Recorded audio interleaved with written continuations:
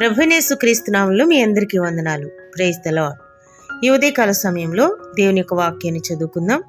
సామెతల గ్రంథము 15వ అధ్యాయము 16వ వచనం. నెమ్మది లేకుండా విస్తారమైన ధనముండుట కంటే యెహోవా యందలి భయభక్తులతో కూడా కొంచెము కలిగి ఉండుట మేలు. ఆమేన్. మహాదేవుడును రక్షకుడైన యేసుక్రీస్తు నామమున మీ అందరికీ శుభములు.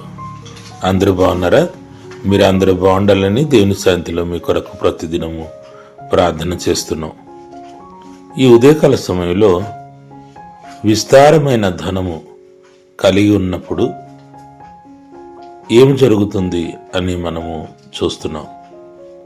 అయితే నెమ్మది లేకుండా విస్తారమైన ధనం ఉండుట కంటే దేవుని అందులి భయభక్తులు కలిగి కొంచెం ఉన్న చాలు మేలు అన్నమాట మనం చదివాం. అంటే ధనము రెండు రీతిగా సంపాదన వస్తుంది అని మనం గమనించాలి. దేవుని అందులి భయభక్తులు కలిగి యథార్థంగా బ్రతుకుచు సంపాదించిన ధనం ఉంటుంది. అలాగే పాప పనులు చేస్తూ అన్యాయంగా సంపాదించిన ధనము కూడా ఉంటుంది.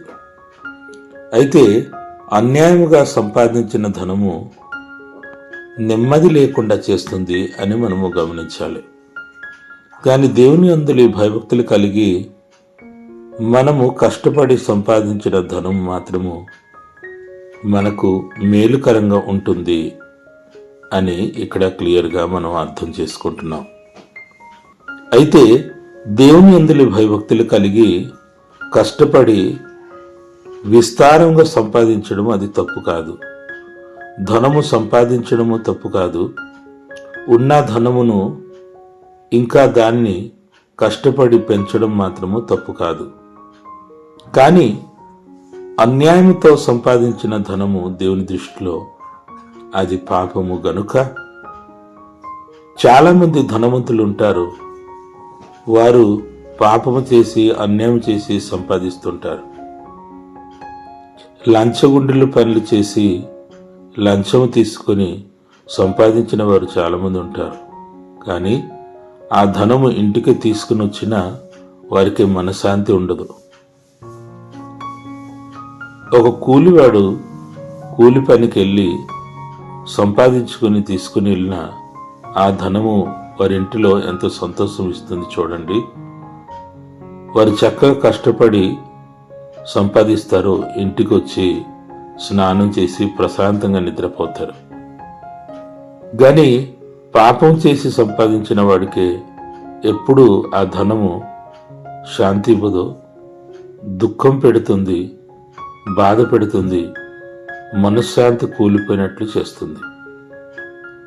అందుకు ప్రియ సహోదరి సహోదరుడా, యేసు ప్రభు నమ్ముకున్న మనము, యేసు రక్తములో కడగబడిన మనము ఎప్పుడు కూడా కష్టపడి దేవుని అందులి భయభక్తులు కలిగి ధనము సంపాదించాలని ప్రభు పేరిట మనవి చేస్తున్నాను. అందుకు దేవుడు అంటారు, మీ కష్టార్జితమును నేను ఆశీర్వదిస్తానంటారు. అంతేగాని మీరు దొంగతనం చేసి లేకపోతే పాపం చేసి చెడు పనులు చేసి సంపాదించండి అని ఎప్పుడు కూడా వాక్యం చెప్పదు.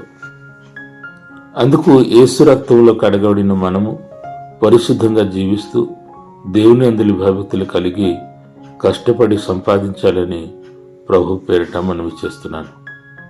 ప్రార్థన. మహిమ కలిగిన తండ్రి, నీకు స్తోత్రం ప్రభువా. నిజమే, నీ అందులో భయభక్తులు కలిగి మేము కష్టపడినప్పుడు తప్పకుండా మీరు మమ్మలను ఆశీర్వదించి ధనవంతులుగా చేస్తారు. అటువంటి నిరీక్షణ కలిగి మేము ముందుకు సాగిపోవాలి అని నీవు మాట్లాడుతున్నావు. అందుకు నీకు స్తోత్రము తండ్రి. ఈ సమయంలో ప్రార్థన చేస్తున్నాను. నీ బిడ్డల ప్రత్యేకను దీవించి ఆశీర్వదించండి. వారి కష్టార్జితమును దీవించండి. నీ వాక్యము వారి జీవితంలో నెరవేర్చండి. మేలుతో నింపి నడిపించండి ప్రభువా. వారు చేస్తున్న పనిలో, వారు చేస్తున్న ప్రయత్నంలో, వారు చేస్తున్న ఉద్యోగంలో బహుగా దీవించి ఆశీర్వదించి మేలు చేయమని యేసు పుణ్యనామములో అడుగుచున్నాము తండ్రి. ఆమేన్. దేవుడు మిమ్ములను ఆశీర్వదించును గాక.